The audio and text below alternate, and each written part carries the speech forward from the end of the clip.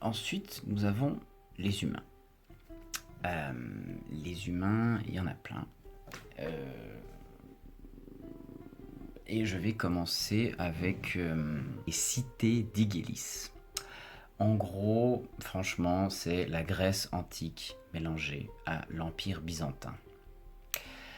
Genre, il y a le panthéon des dieux grecs antiques, mais en fait, souvent dans la Grèce antique, c'est Zeus qui pécho des humaines pour faire des demi-dieux.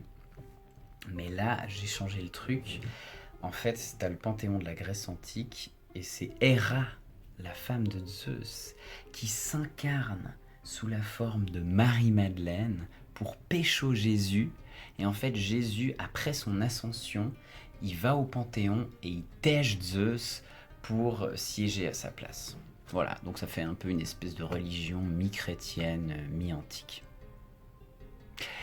Et en fait, bah voilà, qu'est-ce que tu peux t'imaginer des gorgones et des satyres qui arpentent des académies de philosophie, des cyclopes gladiateurs, des guerriers assoiffés de gloire et qui sont frappés de folie par des dieux jaloux, des trirèmes, des espèces de bateaux à galères, des galères remplies d'esclaves, des oracles fonce-dés qui s'arrachent les cheveux parce que les prophéties qu'elle voulait avertir s'accomplissent en voulant les éviter.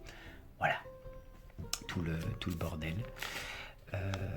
Et voilà, c'est un peu en Grèce actuelle, et puis un peu en Turquie actuelle, et puis il y a une méga ville, et puis aussi il y a beaucoup de racisme dans Sglong, mais là un peu moins. C'est un peu un sanctuaire où il y a plein d'êtres, de créatures qui coexistent, plus ou moins bien.